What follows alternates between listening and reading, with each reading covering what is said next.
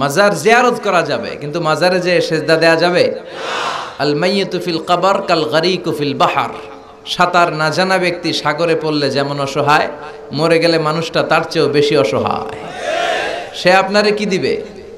আপনি বরং দিবেন যে সালাম দিবেন, আসসালামু আলাইকুম আহলা দিয়ার মিনাল মুমিনিন ওয়াল মুসলিমিন ওয়া ইন্না ইনশাআল্লাহু বিকুম লাহিকুন আনতুম লানা সালাফ নাহনু লাকুম তাবা ওয়া ইন্না ইনশাআল্লাহু বিকুম লাহিকুন ইয়ারহামুল্লাহুল মুস্তাকদিমিনা মিন্না ওয়াল মুস্তাখিরিন।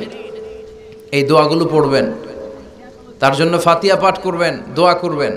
তার কবরের আযাবকে মাফ করে দিবে কে? আল্লাহ। তো আপনার দোয়ায় ওর কবরের আযাব মাফ হয়, ও আপনারে কি করবে?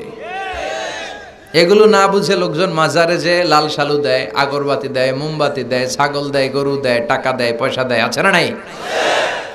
সন্তান হয় না, সন্তানের জন্য যায়। মেয়ে আছে, ছেলে হয় না, এরকম আছে না নাই? মাজারে গেলে সন্তান পাওয়া যায়? মাজারে না গেলে সন্তান পাওয়া যায় না? সন্তান দেয় কে? মাজারে না গেলে যদি সন্তান না হতো, ছাগলের যে বাচ্চা হয়, ছাগল কোন মাজারে যায়? গরুর যে বাচ্চা হয়, গরু কোন মাজারে মানত করে?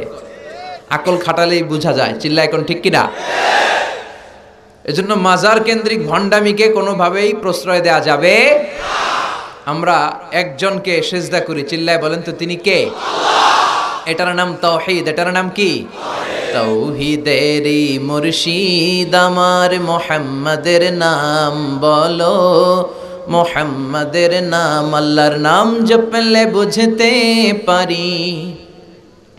আল্লাহরই কালাম বলো, মুহাম্মাদের নাম, ওই নামেরই রশি ধরে যাই আল্লাহর পথে,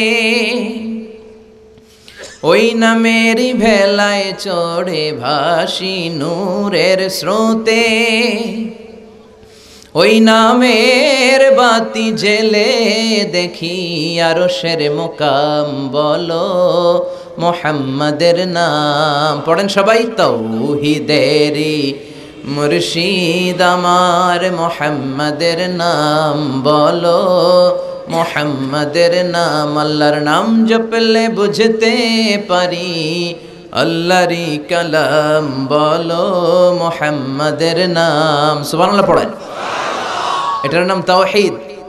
এক আল্লাহয় বিশ্বাসী হওয়া, এক আল্লাহর কাছে চাওয়া, বিপদে আপদে সকালে বিকালে সব সময় আমরা একজনের কাছে চাইবো। তিনি কে? আল্লাহ। আপনার যত চাওয়া আছে সব পাওয়াকে যদি তিনি পাওয়াতে রূপান্তরিত করে, আপনার যা লাগবে সবও যদি সবাইকে সব দিয়ে দেয়, তারপরও তার ধনভাণ্ডারের কিছু কমবে?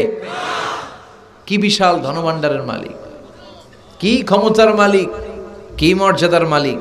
এই দামি আল্লাহরে রেখে দিয়ে আমরা মাজারে যেয়ে সেজদা দেই, মাজারে যেয়ে চাই। এজন্য মাজারে চাওয়া যাবে না, চাইতে হবে কার কাছে? আমাদের জীবনের প্রতিটা অঙ্গনে যেন আমরা ইসলামকে মানতে পারি, আল্লাহ তৌফিক দাও। আরো জোরে পড়েন আমিন। এই যে কোরআনের প্রতি আবেগ উচ্ছ্বাস, এটাই প্রমাণ করে এদেশে ইসলামের বিজয়কে কেউ ঠেকিয়ে রাখতে পারবে না,